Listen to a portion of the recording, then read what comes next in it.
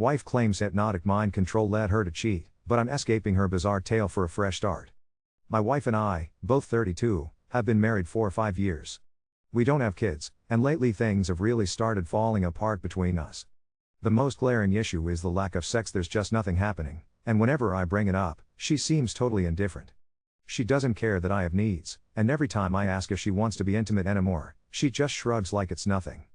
But at the same time, I see her making all these changes. She's been going to the gym constantly, highlighting her hair, wearing more makeup, decked out in sexier clothes.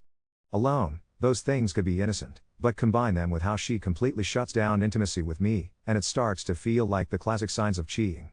Eventually, I just got fed up with the lack of interest, respect, consideration, but above all, the lack of communication. She absolutely refused to talk to me about what was going on, stonewalling every attempt I made to get through. I admit, I broke her trust and checked her phone, but what I found was more horrible than I'd feared: undeniable proof she was cheating on me with a male coworker. And not in some distant, emotional way. This was explicit, and, to my shock, she was involved with this guy in a BDSM dynamic, calling him master and everything. That just made it so much worse. I couldn't handle that she would call someone else that. There was no getting past this for me. We don't have kids, so I figured it was best to just cut my losses, end our marriage now, and start over while we're still young. I spent the night stewing, barely sleeping on the couch, and by morning I felt sick but resolved. I confronted her about it right away. And that's where things went from painful to absolutely insane. As soon as I brought up her coworker, my wife broke down in sobs and told me she wasn't cheating on purpose. According to her, she was under mind control. This man supposedly hypnotized her, put her completely under his control, and used trigger words so she'd fall into a trance whenever he wanted. He gave her suggestions, she said, that she couldn't resist, carrying them out even when they weren't together. She insisted she didn't want any part of it. If had no choice, she said her mind was trapped. I was floored. This sounded like something out of a bad movie. I just stared at her. I mean, this isn't real, right? Who gets hypnotized into cheating on their spouse? She told a story like it was just a known fact that this was even possible, like anybody could go around mind-controlling coworkers. I asked why she never told me before, and she said his control stopped her. So why could she tell me now? She didn't know, maybe because I confronted her a certain way, or maybe it was because the emotions broke his control. She even admitted she can't remember all his instructions. At this point, I honestly just couldn't believe what I was hearing. I had never encountered anything so far-fetched in my life. She could tell I didn't believe her and just cry harder, insisting I didn't trust her and begging me to help save her from this guy. If I believed her and somehow helped her break free, she'd leave him and never do anything like this again, and that I should believe her because she would never do this on her own. I didn't even know how to respond. I just walked out. I called my brother and asked if I could stay with him, and just told him the plain, simple version that I'd found out my wife was cheating. He was supportive and offered his place as long as I needed it. But the full details, the insane stuff about mind control, I just couldn't bring myself to say out loud. Meanwhile, my wife keeps texting me, desperately pleading with me to believe her story. All I keep thinking is, what the actual fuck? Am I wrong for not believing her? She used to hurt me like this. To my brother's credit, he didn't laugh or mock me. The thing was, he actually knows us. He's known my wife for years, so his perspective actually helped me process everything in a way that the so-called advice online never did. He told me flat out that, yes, my wife is incredibly weak-willed and gullible. She's the type to be manipulated, easily. Maybe she believes she was being controlled. But, he said, that doesn't make her innocent. The way he put it, even when someone joins a cult, or falls for an online romance scam, hell, we have a relative who lost a fortune in one of those, they might be a victim, but they're not totally blameless. Their loved ones try to drag them out, show them reality, but they rationalize it all just to keep the illusion of romance or belonging. That hit home for me, because that's exactly the kind of behavior I've watched in my wife for years. She'll defend people who treat her horribly but won't lift a finger to stand up for herself or for the people who actually care about her. When we first got together, I kind of swept in and rescued her from a really toxic relationship. Now I see that's a running theme for her, surrendering to someone else's control and waiting to be saved. After that conversation with my brother, I had to face the hard truth: even if my wife genuinely believes she's been mind-controlled, how can I move forward with someone who'd let herself slip so deep into fantasy that it could mess with our future, our finances, and God forbid, the safety of future kids? The answer was obvious. Even before my brother helped me see it this way, I don't think I could have stayed. But his advice just crystallized everything for me. Eventually, I had to go back to our apartment to get my stuff. Honestly, I wanted some kind of closure, and maybe, somewhere in my gut, I wanted to get through to her one last time. I do still care about her, twisted as that is, and I'd give a lot for her to sort herself out and never let something like this happen again. We sat down, and the very first thing out of my mouth was that I wanted a divorce. I made it crystal clear, there was no changing my mind. She cried, of course she cried. Then I asked her outright, was all of this some twisted lie, or does she really, truly believe she was hypnotized? Because I had to say it, right to her face, mind control isn't real. Hypnosis does not work unless you let it. She admitted she consented at first, that the hypnosis sessions were non-sexual, but eventually the guy started slipping in sexual suggestions, and by then, she claimed, she couldn't resist anymore. I pushed her. Why? Why not go to someone, get help, tell anyone? She said it was because his control stopped her. At that point, I told her, if she honestly believed she'd been victimized and manipulated, she needed to contact her HR or the police. Privately, I think what she really needs is serious mental help. But it's clear to me now, she was willing to sacrifice our marriage for this sexual fantasy, and hopefully one day, she'll be able to admit that to herself. She didn't really fight me on it, but she didn't admit it either. She showed me a text she sent to the guy saying his control was broken and that after everything, it was over. His reply? That's fine, I already got everything I wanted from you anyway. That's the kind of man she tanked our happiness for. A brutal reality for both of us. When it was time for me to leave, she asked if we could at least stay in contact, maybe be friends someday. I told her, flat out, no. From here on out, we're talking through lawyers only. Not because I wanted to be cruel, but because I refused to play into her fantasy, to let her think I'll always be waiting to save her. But I did encourage her to get the help she needs. As for me, I plan on staying single for a while. I'll be rethinking what kind of relationship I actually want, and I know now I need to find someone independent, someone who doesn't need to be rescued. It's a hard lesson, but one I guess I needed to learn the hard way. Update 2. I figured the next steps were just going to be paperwork and silence. I hired a lawyer, signed what I needed to sign, and found a small one-bedroom a few miles from my brother's place. I got the STI panel, hacked my stuff, blocked her number except for email. Boring, necessary things. But it didn't stay boring. 2 days after she was served, I got a call from a number I didn't recognize. I ignored it. Then an email came through with a subject line that was just my last name. Inside was a note from a woman asking to talk about coworker's first name. She said she was his wife. We met in a coffee shop in the middle of the afternoon. She looked like she hadn't slept. She didn't mince words. She'd found messages after an Apple Watch started pinging at home while he was in the shower. Then she went through his laptop. She slid her phone across the table and showed me a cloud folder he'd been dumb enough to leave signed in, PDFs with titles like induction, audio files, a spreadsheet with women's first names and notes next to them. My wife's name was there. Wonder notes it said things like responds to praise, avoid guilt frames, and 2 random words that meant nothing to me until I remembered seeing them in my wife's texts. There were screenshots of Discord chats and Telegram logs. He had a whole system. She'd already gone to HR that morning because at least 2 of the names on that list were women from their office. She didn't know about my wife, who was in a different department, until she saw the messages, and then my wife's name kept coming up. She asked if she could reach out to her. I told her to do it through counsel because I wasn't going to be the middleman. I forwarded her email to my lawyer and, for the first time since this started, reached out to my wife's attorney with something that wasn't just a logistics note. By the end of the week, things toppled. HR called my wife in. She gave a statement. The guy got suspended pending investigation. That night, his wife sent me another message. It had a clip of him bragging in a private chat about collecting mines and a photo of a piece of paper with a list of triggers taped inside a closet door. He wasn't a magician, he was a creep with a playbook. My wife sent a single email through her lawyer asking if I would talk to a detective because she had filed a police report about unlawful recording. Apparently when she went through what she had, she found out he filmed at least 1 session without telling her. I told the detective what I knew, which wasn't much beyond the timing and the messages I saw. He didn't promise anything, he just asked for copies and thanked me. He said other women had also come forward. Hearing that word women, plural, made my stomach drop and I felt stupid all over again for thinking this was just our private nightmare. The money piece blindsided me next. Going through statements with my lawyer, I saw coaching payments to a handle that matched one of the guy's usernames. Not huge sums, but steady. Ubers to an address in his part of town. Lancashire hooray charges I'd never seen. My lawyer flagged it as dissipation and said we'd seek reimbursement. Cold, clinical words, but I clung to them.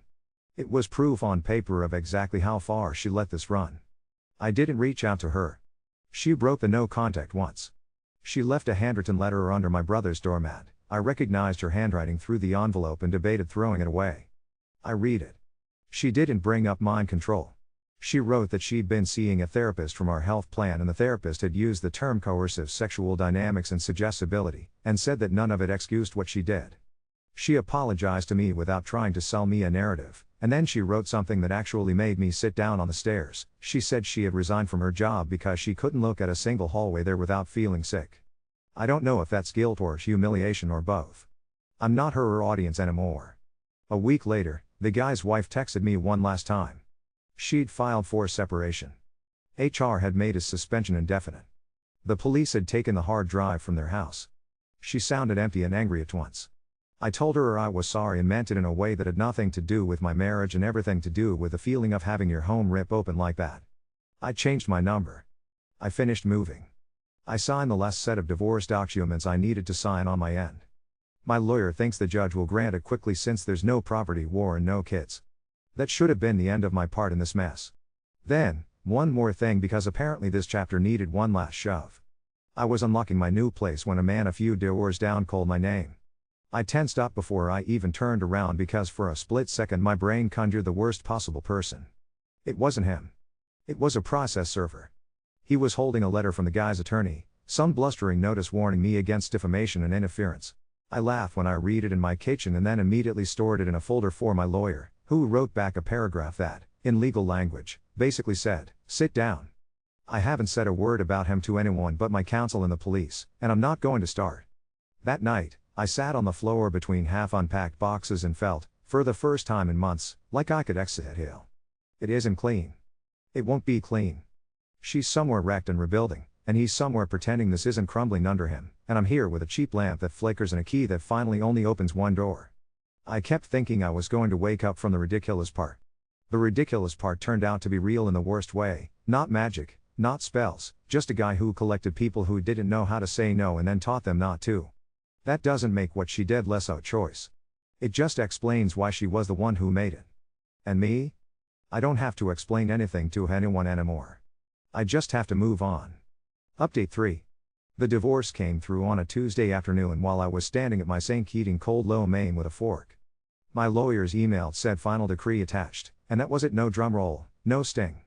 I stared at the PDF until the noodles went soggy and the only thing I felt was the way quiet sits in your ears after a loud thing stops. 2 days later the detective called me back in. Different building this time downtown, beige walls, a conference room that smelled like dry erase marker. An assistant DA sat in, polite voice, a paper cup of water placed exactly on a napkin. They wanted a recorded statement and, if it went to a grand jury, a willingness to repeat it. I said yes because at this point there wasn't anything lefties in me that cared about sparing the guy a single inconvenience. They didn't show me anything graphic. They didn't need to. The ADA played 10 seconds of a file they pulled from his hard drive. It wasn't magic. It was a man reading a script in a calm, practiced cadence, the same tone salespeople use when they've already decided you're a yes. Then she stopped the audio and slid me a printed page. 2 nonsense words I recognized from my wife's text were underlined. "Have you seen these before?" she asked. I said yes, and I hated how my voice sounded. On the way out, the detective asked if I'd had any weird tech alerts lately. I told him no, then got back to my place and my phone pinged within the hour. AirTag found moving with you. I don't know if I'd missed it before, or if shaking the grocery tote woke it up, but I tore the bag apart in my kitchen like there was a snake inside it. The tag was behind the lining, taped down where your fingers don't usually go. White, stupidly harmless looking. I didn't touch anything else. The detective came, bagged it, read the tiny serial off the back, and said, "Wheel soup peanut apple." He didn't say what he thought, he didn't need to. It was obvious, not just manipulation tracking. There's a difference between being a creep and being a criminal. He'd crossed it 3 times over. A week after that, I got a screenshot from my lawyer public record. The guy had been arrested. Unlawful surveillance. Possession of unlawful recordings. Stalking. The charges were words, on a screen, but they rearranged the air in my apartment anyway. I didn't throw my hands up. I didn't high-five the room. I just sat on the floor where there's still no rug and read the docket number twice, like that could paint it all to something solid. The company went into meltdown mode. I know because my ex-wife's attorney sent a practical email asking me not to contact any current employees, then attached a copy of a notice HR had blasted out, updated reporting protocols, mandatory trainings, the kind of corporate mea culpa that gets written by 6 people and approved by 10. Somewhere in those hallways my ex-wife had already turned in her badge. I pictured the light boxes without her reflection in them and felt a complicated absence I don't have a word for. I was subpoenaed to testify for the grand jury. The day I went, the hallway outside the room was cooler than the one inside, and the clock over the bailiff's head ticked extraordinarily loud. There were 2 other women on the bench, one older, one so young I mistook her for a student because she clutched a spiral notebook, like a life preserver. The older woman stared at her hands and the line of her wedding band tan. The younger one looked up once and we made eye contact. I didn't smile because this wasn't a place for it, but I nodded. She nodded back. A door opened, a name was called that wasn't mine, and, across the hall, the guy's wife walked by with a man I figured was her lawyer. She glanced at me in that split-second people take when they're counting up how much of their story the person in front of them holds. We didn't stop. We didn't need to. Inside, it was questions and my answers in the particular way you have to say to the best of my recollection. I said that phrase more times than I'd ever said I love you in my marriage. When I was done, the Ada thanked me like she meant it. In the hallway after, the guy's wife was waiting for the elevator. She didn't speak until the doors opened and we both stepped in. An intern, she said, just that. He had an intern on that list. The doors slid shut before I could say anything back. We rode down in a mutual, angry silence, and when the doors opened she squared her shoulders and walked toward whatever was next for her. My ex-wife broke the wall of silence one time, through counsel. Her therapist had written a short letter for the court in my case dissipation and attached to it was proof of reimbursement. A cashier's check showed up with my name on it for the exact total of coaching payments and car trips and lingerie. I took it to the bank and deposited it and felt absolutely nothing. Money fixes surfaces. It doesn't touch the hollow. There was one petty flare before the calm, another letter from the guy's attorney, part warning, part tantrum. I sent it to my lawyer. He sent back a reply that used phrases like good faith cooperation and absolute privilege and might as well have said take several seats. It's amazing how soothing well-placed legalese can be when you've had months of chaos. I saw my ex-wife once. Grocery store, late, the kind of hour where the only carts are the ones with a squeaky wheel.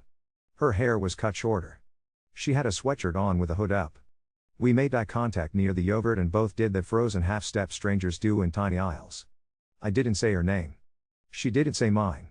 She moved past and her sleeve brushed that metal bar where the eggs are, and I had the stupid impulse to warn her the brown ones crack easier, like I used to. I didn't. I put butter in my basket and stood there long enough that an old man reached around me for cottage cheese. A reporter knocked once. I didn't open the door. The story ran anyway 3 days later, no names, only titles, employee and spouse and multiple women. It used words like coercive and recordings and investigation ongoing. I didn't clip it. I didn't save the link. I turned my phone face down and made rice and ate it standing up over the stove because sitting still is sometimes worse. Last night, the detective called as I was brushing my teeth. They'd traced the AirTag to an account with the guy's initials. There were texts on his phone logs that lined up with its pings. One of the pings was a block from our old apartment door on a night I remember now for no reason other than that I couldn't sleep and went for a walk at midnight. It's nothing and it's everything, a white button the size of a coin that turns the I thoughts into he did. When I finally turned off the bathroom light and went back into the living room, my cheap lamp didn't flicker. I'd swapped the bulb earlier without thinking, and there it was, steady. On my counter, a key that only opens one door, a stamped decree with a date that already looks smaller in hindsight, a voicemail, I don't need to return. The ridiculous part never turned into a twist. It calcified into evidence. He'll answer for it in rooms with clocks that tick too loud. She'll answer for her choices in rooms with mirrors. I'm answering to the life that's left. It's not tidy, but it's mine. Update 4. The indictment hit on a gray Monday that smelled like rain and copier toner. The email from the DA's office came with an attachment and 2 sentences I read 3 times, counts expanded, additional complainants. I took the afternoon off and went to arraignment because I needed to see him as a person in a chair instead of a noise in my life.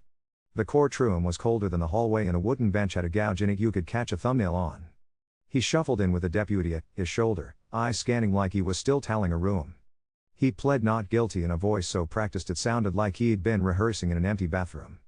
Bail came with strings, no contact, no devices that could record, no proximity to listed addresses, surrender passport. The judge's pen clicked each condition into the record like a metronome. He nodded like the rules were for someone else. A week later my phone lit with a number I've learned to answer even if I'm in a grocery line. Pre-trial had flagged a device on his person when he wasn't supposed to have one. The detective didn't editorialize, he just asked me if I'd received anything odd in the mail. I said no, and then later that night a postcard slid through my slot, a lossy blue sky, a cornfield on the other side, one word printed by hand in the middle like it was a normal word. It was a word anyone uses unless they want something to happen. I didn't touch it. I stood there with my jacket half off and my hands in the air like it was a live wire, then I took a photo from a distance and texted the detective. The next morning there was a hearing. Same courtroom, same gouge in the bench. The ADA held up the plastic sleeve with the postcard in it and the judge's expression moved about half an inch south. Bail revoked. The deputy clipped his hands behind him and he looked, for the first time since this started, smaller. It landed in the air like furniture moving in the next apartment, muffled, but undeniable. Somewhere in the middle of that, the civil lawyers found me. Not mine, the ones who had letterheads with a skyline embossed across the top. There's a consolidated case now, not a class, but close, names redacted and then unredacted in a sealed exit. I sat in a conference room that tried too hard, fake fig tree, watering glass bottles with labels that showed a mountain I've never climbed. A court reporter placed a tiny black machine in front of her and didn't look up when she swore me in. Defense counsel did the narrow smile routine and asked the same question 6 ways, rotating it like a coin. What did you see? When did you see it? How sure are you? My lawyer objected to form enough times that the word form lost its meaning. I answered to the best of my recollection and watched the reporter's fingers turn my voice into permanent shapes. When it was over, I stepped into the hallway and it felt like I'd been dusted. Same person, less weight. The company hired an outside firm. I know because I got an email forwarded through counsel with a request to provide a timeline. I sent back the dates I had and nothing I didn't. A week later, a public memo landed on their careers page about culture and accountability and independent review. I didn't click it. The same day, a private envelope from my ex's attorney reached my mailbox. Inside was a copy of an agreement with more black bars than words and a note that boiled down to, she settled, she can't speak, she isn't allowed to contact you even if she wanted to. I slid the paper back in and stood in my kitchen with it in my hand until the fridge hummed itself back on and I realized I'd been holding my breath. Court again, this time in a smaller room with carpet squares and a clock that ran 2 minutes fast. He took a deal. It wasn't dramatic, no raised voices, no shock, but something in my ribs unclenched. Anyway, when the judge read the counts he was admitting to: unlawful surveillance, stalking, harassment. He answered yes like a person reading a script he didn't write. Sentencing would come later, the judge said, and set a date that looked fake when she said it out loud because it belonged to a month I hadn't reached yet in my head. The day of, the room filled with a steadier kind of quiet. There was a line at the victim services table for the sign and she, and a bowl of hard candies that no one touched. I sat in the back. I don't know why I went. Maybe because I'd watched the beginning happen and I needed to see the end to believe it counts as one. They called names for statements. The intern who isn't an intern anymore stood at the podium with a paper that shook in her hand. Her voice started out small and then did the thing voices do when the mouth catches up to the spine. My ex-wife went after her. She didn't look at me. She wore a black blazer that was too big at the shoulders and read off a page with a crease down the middle. She said, I consented to trust and you used that to erase my no, and I thought, that's the line she'll hear in her own head forever. The guy's wife didn't read a statement.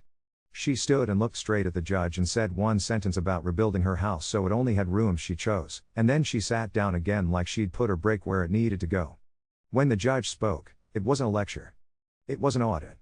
She ticked through facts with her pen and didn't look away when she said pattern. 2 years on the surveillance count, consecutive 6 months on the stalking, probation after, mandatory counseling, no contact orders that sound like fences. It isn't a movie number. It's done. You can measure her on a calendar. The deputy's keys made their small, bright noise when he stood. The defendant didn't look back at the room. The door closed with the institutional soft thought I've heard so many times now it could be a sound effect in my head. After, in the corridor, the AIA handed me a form about notification rights and asked if my address was current. The detective said, you'll get a call on release dates. Like it was a weather report, I could plan picnics around. The guy's wife passed me on her way to the elevators with her lawyer and, without stopping, she said, Thank you, like it was a thing to hand off between strangers and keep walking with one less thing to hold. There was one more sweep. The detective texted me that they'd matched prints on the postcard to his house and a scrap of tape from the inside of my bag to a roll found in his office closet. He included a photo of that closet, just shelves and a coil of extension cord and, on the inside of the door, the same stupid sheet of paper I've seen before with his little private dictionary on it. Evidence doesn't feel like closure. It feels like weight on the right side of a scale. I went home and finally bought a rug. The delivery guy set it down and it unfurled like a tongue. I vacuumed lines into it because the shape of an afternoon is allowed to be that simple now. The cheap lamp didn't flicker. Outside, someone's dog barked 3 separate times and then got bored. On my counter, the keys on the hook made no sound at all. Somewhere a man is counting days in a room that doesn't have a door he gets to lock. Somewhere a woman I used to make coffee for is learning to live in sentences she can't take back. I scrubbed a saucepan that didn't need it, turned off the kitchen light, and stood in the doorway until my eyes adjusted. The ridiculous part is done impersonating magic. It's catalogued and stamped and boxed. What's left looks ordinary on purpose. It's a table that seats one and doesn't wobble. It's a rug that stays put when you walk across it. It's a quiet that doesn't hum like a machine. Update 5. The certified letter slip was the color of a parking ticket and stuck to my door crooked. I stood there with my keys still in my hand and thought, fine, one more envelope. It was from the Postal Inspection Service. The return address had an evil in the kind of font that doesn't joke. I called the number. A woman with a practiced comm said, "We'd like you to come in," and gave me a time and a floor in a building downtown I'd walked past 100 times without ever going inside. The lobby had the government smell of paper warmed by air vents. Upstairs, an inspector with a tie that didn't match his shirt slid a plastic sleeve across the table. Inside was a high-resolution scan of the postcard with a crop line still on it like it was fresh off a printer. He tapped the corner where the cancellation mark lived and told me what the circle of ink meant in their language, sorted in a distribution center 2 states over, postmarked at a self-service kiosk that doesn't take cash. The card was bought in a tourist gift shop along a highway at a time that lined up with a toll camera shot of a rental car. He watched my face while he talked and said, "We're coordinating." When I didn't say anything, he added, "Mailing a thing like this to a protected party from out of state is our laying." He used the word tampering once, the way you lay a piece on a chessboard without making a point of it. They asked me if I would look at property they'd pulled from a storage unit tied to the same rental account. The unit door went up on a warehouse row somewhere out by the river where everything is corrugated and echoes when you cough. The heat out there was the kind that lives in concrete. A folding table weighted with evidence boxes that made cardboard whisper noises when they opened. The inspector didn't narrate, he just lifted a binder and set it in front of me. It had plastic tabs with first names. My ex-wife's tab was there. A second tab farther back said husband in block letters.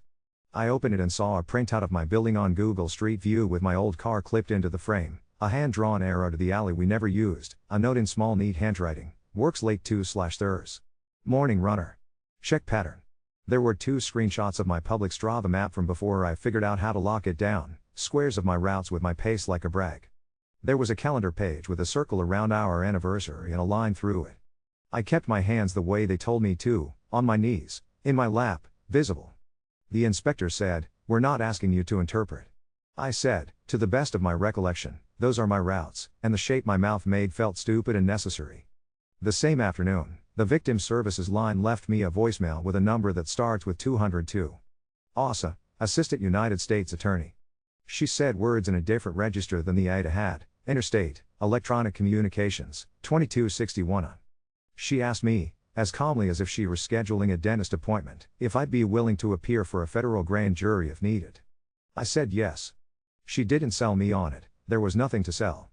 Later, my lawyer sent a 1-sentence email that might as well have been a hand on my shoulder, separate sovereigns. It's astonishing how many times the law can point at the same thing from different angles without looking away. They written him over in chains I could hear over the bench hum. Different courtroom this time. No wood, more plastic, sealed behind the judge that looked like a stamp. He stood there in the same clothes that make everyone look the same and answered his name the way you would if you had been taking roll call your whole life. He didn't turn around. The judge read conditions that made me think of fences again. He nodded like nodding is a coping mechanism. In the middle of all that, someone knocked on my apartment door the soft way people do it when they don't want the whole hall to know they're there.